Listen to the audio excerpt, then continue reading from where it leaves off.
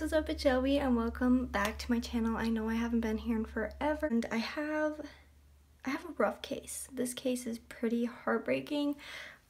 So yeah, but I'm coming back on the day before Christmas Eve, so happy holidays to everybody. I hope you have a safe and good holiday and just enjoy the time with your family because this case is rough. Okay, I'm gonna put a disclaimer out right now. It involves a child and it does involve the murder of a child as well as sexual assault of a child, so if you are a little queasy to that stuff, I would just watch with some discretion.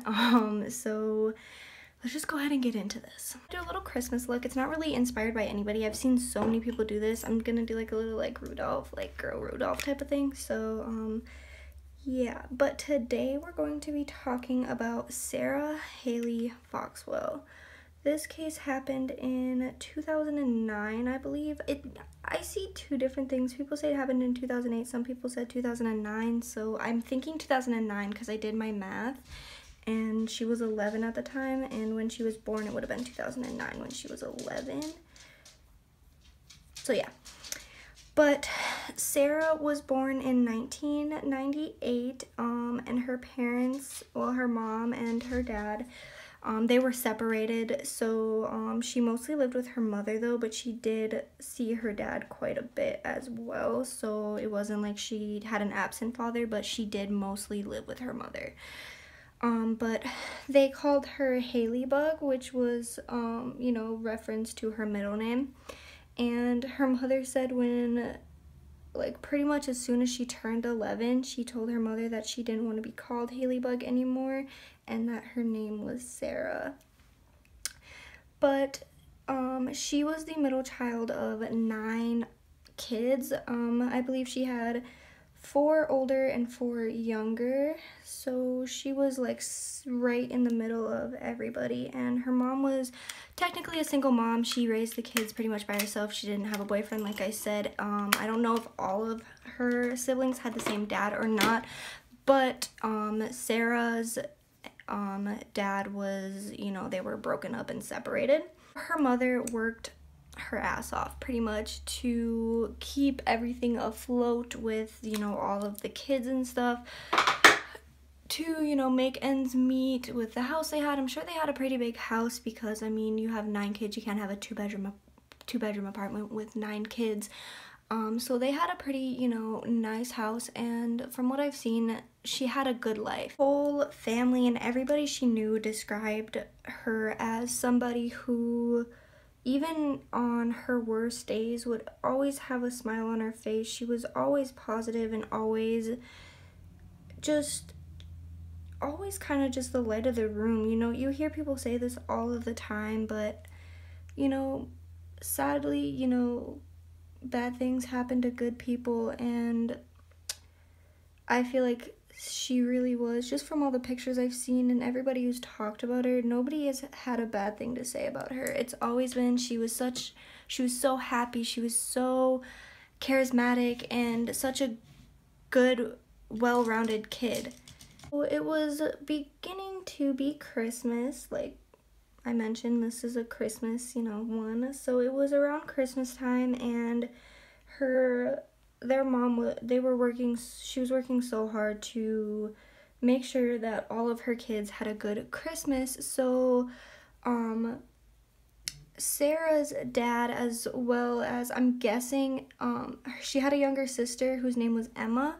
I'm guessing that they have the same father because he took her younger sister, who was 6, her name was Emma, and Sarah, who was 11, to his house where he lived with, they lived in a little farmhouse with Sarah's mother's sister. I haven't gotten her name, so I don't really know. It would be their aunt, and they lived in a little like barn type of farmhouse, and during this time, Emma and Sarah's dad took them so that their mother could have a little bit of a break, kind of lighten the load, because she had 9 kids at the house. So he took those 2 for a little while, and this gave her mom an opportunity to take a second job to really, you know, make sure that the kids had a good Christmas this year.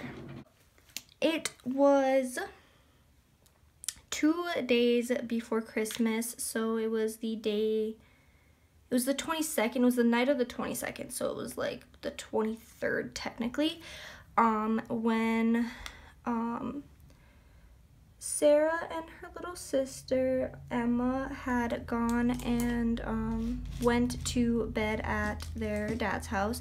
They were super excited to actually go to bed that night because it was snowing, and they were really excited to have snow on the ground, and they were kind of like, it's gonna be a white Christmas. So they were actually really happy that night when they went to bed. So they went to bed, and pretty much everybody in the house was asleep for a while. I mean, it was quite a while before anybody like checked on them or anything. They figured they'd be fine, you know what I mean? Everybody thinks everybody's gonna be fine until something isn't fine. But so the way that the farmhouse was kind of laid out is like they had this really like hallway, and Emma and Sarah's bedroom that they shared was all the way at the end, kind of by this back door.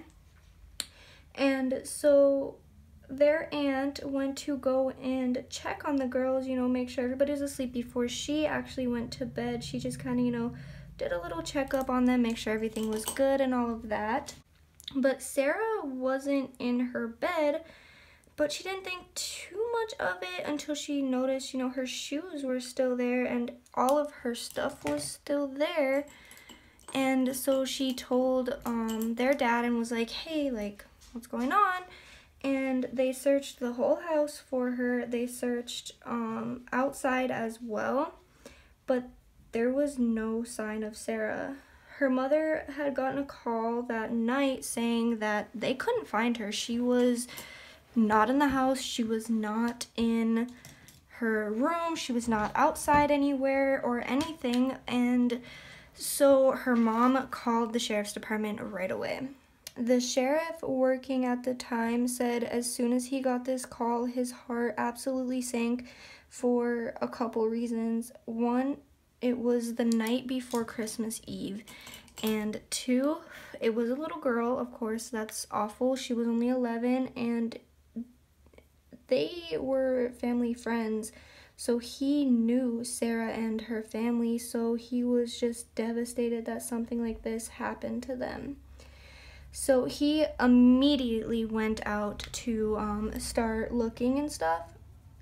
And I guess everybody that was off duty that day came in that night to help look for her, because everybody was just devastated by hearing this, that a little girl went missing on the night before Christmas Eve. So they started driving out to this farmhouse, which was quite a bit of a ways out of town, and so they were figuring that whoever did this,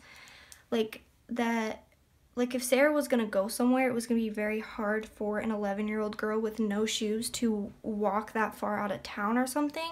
So they were starting to realize that this was more than likely a kidnapping, which was just devastating to everybody. Once they got there, one of the deputies actually hugged Sarah's mom and told her that they would do everything possible to find Sarah. So they started investigating the house and the outside. They even extended it to the neighbors, you know, like, hey, like, have you seen anything suspicious tonight? Like, have you seen, you know, like, this little girl's gone missing. Have you seen anything? And they searched outside the property and stuff. They checked all of the windows and they were locked, so they were like, all right, he probably didn't come through a window. And they checked all the doors in the house and realized that they were locked except for the back door, which was unlocked. So they walked through the back door and they realized that their room was right by that back door. So they kind of figured that he came in through this back door. And so they, you know, are starting to kind of realize that it was probably, so they went and checked the house and stuff, and they went to the bathroom that Sarah and Emma like used. It was like their bathroom, and they realized that her toothbrush was missing, and it was her favorite toothbrush. It was a little green toothbrush that she had, and it was her absolute favorite. They also realized that they had a dog outside, like a kind of like a guard dog. It was like a hound dog, I think. And they asked, like, did you hear the dog barking? And they were like, no, the dog didn't make a noise. So they started to slowly realize that this was somebody that the family probably knew, because they knew that the back door was right next to the girls' bedrooms. The dog obviously knew the person that came in, which means that they knew who it was, and there wasn't really a sign of a struggle. Nobody heard anybody take her, like she was screaming and kicking or anything, so she must have willingly went with this person. And what they also realized is their aunt Sarah and Emma's aunt actually said that they had a hideaway key for the back door. It was like this little rock that looked like a frog, and under it was a key. So the officers went out to where this little hideaway was, and they realized that the key was not there and the door was unlocked. So the person who did this obviously knew that there was a hideaway key there, so it would have been somebody that was relatively close to the family. So once they realized this, the deputies and the officers went right back to issue out an Amber Alert for her, and that is when her little sister Emma came up to her grandma, who was there, and told her that she knew who took Sarah. And so Emma whispered in her grandma's ear, she also said that she remembers exactly what he told her, because she was pretending to be asleep, but she had her blankets kind of like over her face and her eyes were open, but he couldn't really tell. So she saw exactly what he was wearing, exactly what he looked like, and remembers what he said, but she does not ever want to repeat what he said to her, because she just can't bring herself to repeat what he said. But she whispered to her grandma that Tommy took Sarah. Thomas, also known as Tommy, was actually their aunt's boyfriend at the time. So they called the sheriff back and was like, listen, we have a name, because like I said, she was in the same room as him, so she saw what happened. So they called him back and was like, listen, we know who did it. So they told him his name, and so the cops pulled out his rap sheet to see if like there was anything on him, if he really could be the one who did it. And the officers were absolutely disgusted with what they had found on this Tommy. He had a long list of children and young women and teens who he had sexually assaulted. Yeah, he had actually served a 7-year-long prison sentence for the rape of a teenager, but he was eventually released, which when you hear stuff like this, it's like, how do they even let people like this go? They know that sex offenders will reoffend. It's not something that we don't understand. We know that they do, so why would you let them go? Like, why? You know they're gonna do it again. But one thing that they actually realized is he was out on bond, and he was out on bond for sneaking into a young woman's bedroom, and when she woke up, he was naked and performing a sexual act to her while she was asleep. Why do you put, I can't understand why you would put him on bond. I feel like this could have been stopped in 2 different ways. I don't want to blame the aunt because of a couple reasons that I'm going to tell you, but I don't know. So when the aunt was brought in for questioning, she said she had no idea the extent of any of the stuff that he ever did. She said that he told her that he was a registered sex offender, but it was for something that happened a really long time ago, and it was a misunderstanding. Like, the person who said he did it, he didn't actually do it. And so she was like, oh, okay, I guess, you know, it's whatever. But if you have 9, I don't even know if there was any more, but if you have 9 young children and teenagers as your nephews and nieces, and you know he's a registered sex offender, why would you ever bring him into your house? There's so many other men around. So I don't want to blame her, but then again, it's kind of hard not to. But I don't think she did it with any harm. I don't think she thought he would do anything, but come on. He was a registered sex offender, and you knew that, and you brought, I don't know. But the family did say that when he was around, he would come in and out, you know, they had him around quite a bit. He would come, you know, in and be with the family and stuff, and he took a particular liking to Sarah, but they didn't really think too much of it because they didn't know his past like they should have, if they were going to be bringing him around, you know, the kids, which I think is partly the aunt's fault. She should have been like, yeah, he's a registered sex offender, maybe you shouldn't have him around your kids. But anyways, so the parents started, her parents were like, yeah, so this was probably something that had been planned out. You know, he watched all of their movements, what they were doing, where they kept the key when they went to bed, where they went to bed, where they would be at that time, if they would be at the mom's house, if they would be at the dad's house, where Sarah would have been at that given time, which is so scary to think about. Like, I don't know, I'm just, it makes me a little bit sick. So with this information, the police tracked him down immediately, because of all of the stuff against him, and they have a witness that literally said, yeah, I watched him do this.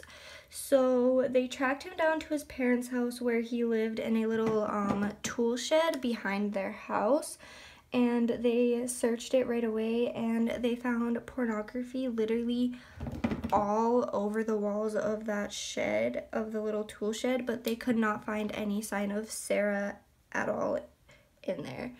But they arrested him anyways to bring him in for some questioning, you know, interrogation. And the the sheriff said as soon as they started talking to him, he knew that this is who took Sarah. They just needed to find Sarah, pretty much. While they were questioning him, he literally showed zero emotion. He wasn't concerned for the family, seeing he was kind of a part of the family because, you know, that was his sister's niece, or his girlfriend's niece, so he should have been like, oh my god, that's awful, you know?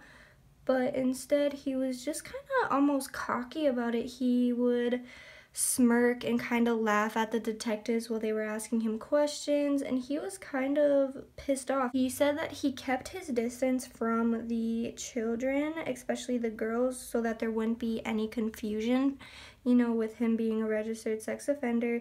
So he was kind of pissed off that now that Sarah went missing, that they were bringing him in for questioning. But the officers were like, well, then why did this 6-year-old say that she saw you take her? Like, she literally witnessed you do it. And his response was that Emma was a troublemaker. Yeah, a little 6-year-old is a troublemaker. I don't know. This guy is just icky. I can't do it. Ugh. They knew that they had this guy. They just had to find Sarah. They had to try to get it out of him where Sarah was, but he wasn't really budging. He kind of just, all of his answers were plain. They were just straightforward and almost like rehearsed almost. So they kind of had to do their own digging. They knew they weren't going to get it out of him. He was almost cocky about the fact that he pretty much committed this perfect crime because he said he had a solid, tight alibi for the night that she went missing. He said that he went out to a bar with a friend and like to like a local bar with his friend. But his friend did say that they went out to the bar, but between 1 o'clock that they went out to a bar, and then his parents came out and said that they didn't even see him between the hours of 1 a.m. and 7 and 7 a.m. the next morning. So, and then the friend was like, yeah, like I didn't see him between those times either. So now they're like, well, where were you during this time? Because that pretty much lines up to when Sarah was taken, and the last time anybody had seen her was around that time. So now he's kind of fucked. He's like, that went to shit, pretty much. So the detectives and the sheriff and the cops and everybody got a search warrant for his shed and his truck. And they actually found Sarah's green toothbrush in his passenger seat, and they knew that they had him from that. They knew it. So they had him give his DNA as well as his clothes that he was wearing. I don't know if I can even say this without getting like demonetized, but when he took his pants off, they realized that the underwear that he was wearing were not his, and I'm just gonna put it to the fact that they had Sarah's DNA in it. Your mind can figure out where that's gonna go. So they knew they had him. This was who took Sarah, but like the cops and stuff, from his rap sheet, he never killed any of his victims, so they were pretty sure that they would find Sarah alive still somewhere. It just was the fact of where she was, because if she wasn't there, where else would she be, pretty much. It was now Christmas Day, so Sarah had been missing since the night before Christmas Eve on the 22nd, technically the 23rd, and it was now Christmas morning, and they were ready to start searching for her. So what the officers had to kind of figure out was where he was that night, and they decided to check where his phone had pinged that night, off of which towers, to kind of narrow the search down enough to figure it out. And they found out that it pinged off 3 different towers. So from those 3 different towers, they triangulated it into a smaller search area. So they put together a search team of other deputies from around the surrounding areas to come and help as well. And it was Christmas morning, right? And they actually had 3,000 volunteers from the area to come and help. So nobody was having Christmas morning until Sarah was found, pretty much. They had hunters, they had mothers, they had families, they had elderly, they had kids, they had everybody. They actually had so many people, they had to go to a football field to collect everybody to tell them what to do. They told everybody from like the surrounding areas that it pinpointed to check their properties and kind of surrounding areas, and if you found absolutely nothing, to tie a yellow ribbon on your mailbox to say that it was clear. And the deputy actually went in a helicopter to search around for her to see if he could get a wider view, and he said when he looked down, all he could see was yellow ribbons. So once they pretty much came up with nothing, they didn't really stop, but you know, most of the families went home and stuff after they checked their properties. But I just think it's so amazing that all of those people came out to help search on Christmas morning. They decided to help somebody out instead of doing their Christmas morning with everybody. I think it's so heartwarming, whatever it is, that everybody came out to help. And then at 4 p.m. that Christmas day, Sarah's body was discovered. They said they found Sarah frozen, laying on her back, and when they found her, her arm was like outreached towards like up at the sky, and the sheriff was absolutely devastated. He said he felt like he failed Sarah and her family because he wanted to get her back for Christmas. So now I'm going to go into a little bit of detail about what happened to her. So if you're a little iffy about stuff like this, I would skip ahead a little bit. So they brought her to the coroner's office, and the coroner found that she had been sexually assaulted. So they had found that she had been sexually assaulted before her death, and found that she had actually tried to like get strangled. Like he tried to strangle her, but she wasn't going out. She put up a fight and she was like, no, listen, I'm not going out like this. So once she wouldn't do that, he actually kind of tried to like drown her in this little mud puddle because they found mud in her lungs. So they figured he tried to like douse her in this mud so that she would drown in it. So he figured that she, you know, drowned from the mud, and so he actually left her there for a minute to go and buy gasoline. And he came back to her body and tried to light her body on fire, and the coroner found smoke in her lungs, which means that she actually was alive while she was burned. So the last couple hours that she had on Earth around Christmas time was just awful. It is just devastating what happened to her, and it just goes to prove that you need to be cautious around the people that you are bringing around, your kids, your nephews, your cousins, anybody that is a kid. You need to be cautious with who you are bringing around anybody's kids. They arrested him officially and charged him with the murder and the rape of Sarah Foxwell. During the trial, actually, he decided to cut a plea deal, which would mean that instead of getting the death sentence, he would just spend life in prison without the chance of parole. And Sarah's mother said that she was okay with this sentence because it means that he could not hurt anybody else's kids. I think this could have been avoided by a couple things. I don't think he should have been released on bond.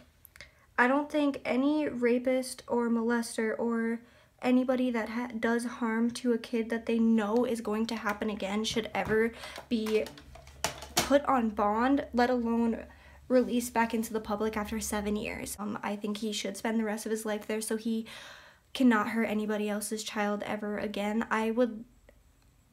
What I want to know is, why did he decide to kill Sarah?